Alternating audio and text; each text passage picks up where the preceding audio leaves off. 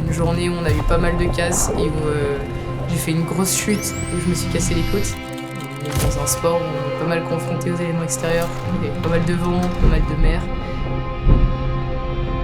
Ça peut créer un peu de la peur.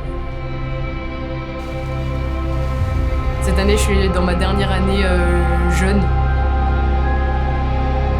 C'est maintenant ou jamais pour avoir un titre en jeune. 1642. C'est le nombre de kilomètres que nous avons fait pour aller jusqu'au Danemark et découvrir le sport le plus difficile à capturer que je connaisse, la voile. Et plus précisément, le 49er, l'un des bateaux les plus instables et difficiles à naviguer. Si on le laisse tout seul sans nous, il dessale, il se retourne. C'était également la dernière chance de voir Maëlys dans son élément, étant donné que Fleur, sa coéquipière, a décidé d'arrêter le haut niveau. Et si on a déjà pu découvrir dans cette série la montagne et le monde de Margot et Maëlys, pour ce 3e épisode, c'est le sel et le vent qu'il faudra dompter pour les derniers championnats du monde junior de Maëlys et Fleur. On est où, dis-nous? On est à Rungsted, à côté de Copenhague, au Danemark. Et on est là pour le championnat du monde de 49er FX U23. C'est le dernier championnat de la saison. Et il nous reste encore 2 jours d'entraînement avant que le championnat commence. Donc là, c'est parti, on va sur l'eau et on s'entraîne. Super.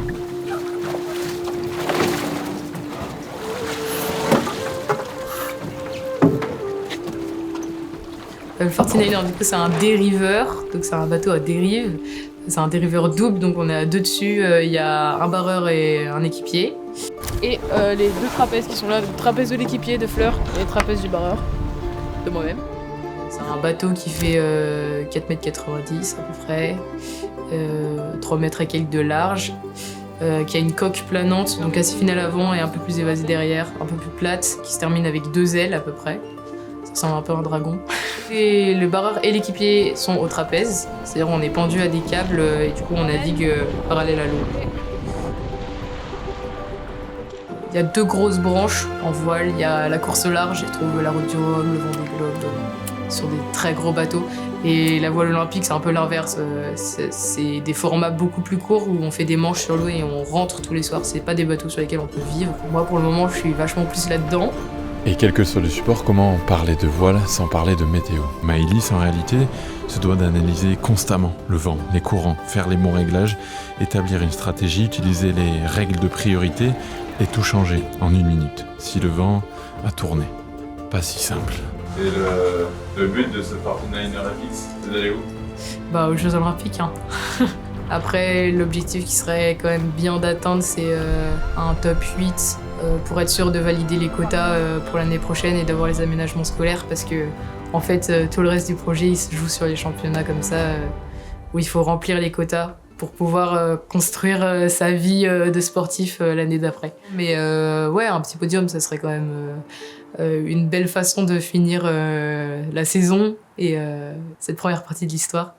My name is Thomas Dyrby and I am the race manager for Junior World Championship this year in Rungsted. And it's really such a pleasure to have you all. Du coup, nos compétitions qu'on appelle régates, elles se font sur 5 ou 6 jours. Chaque jour, on a un nombre de manches à faire. Une manche, c'est la réalisation d'un parcours qui est donné. Et du coup, on additionne tous nos points de toutes nos manches sur tout le championnat. Et donc, c'est celui qui a le moins de points qui est classé premier.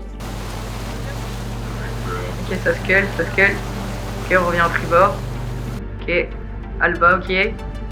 Ok, ça lance, 5, 3, 2, 1, top.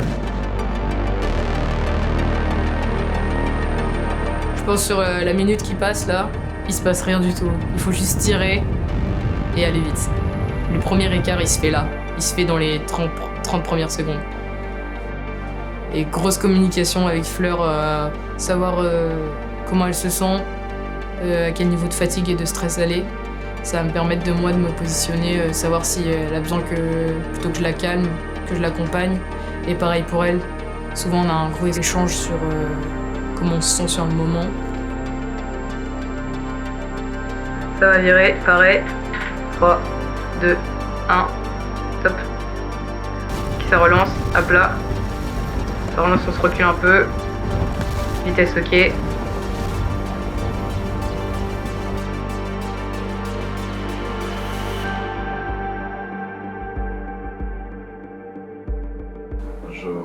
revenir un peu à la relation que tu as avec ta maman et ta grand-mère qui te suivent pas mal, je crois. Ouais. Du coup, moi, j'ai pas la chance d'avoir un papa présent, et depuis très jeune. Et, j'ai une petite sœur et c'est ma maman qui nous a éduqués, qui nous a fait grandir. Et dans les moments où c'est dur et où j'ai envie de tout envoyer balader, en fait, elle sait ce que c'est, elle est passée par là et elle est capable de trouver les bons mots. Et si elles n'avaient pas été là, je pense que j'aurais arrêté. Bon, raconte un peu. Bah, dur la première journée. Hein. Ouais. Conditions difficiles avec beaucoup de changements au niveau des réglages, de l'intensité du vent. On a eu des moments où le vent était assez fort quand même. On a eu pas mal de problèmes de matériel. Donc voilà, un peu dur ce début de championnat. Voilà, j'ai aussi grandi un peu constamment décalé par rapport à ma génération. Bah, déjà j'ai grandi sans papa. J'étais confrontée à la mort assez jeune, quelques agressions, donc avec un peu des difficultés à me faire des amis et à rigoler des mêmes choses, voilà. En tout cas, ça m'a forgée.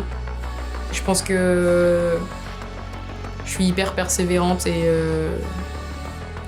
ça a aidé.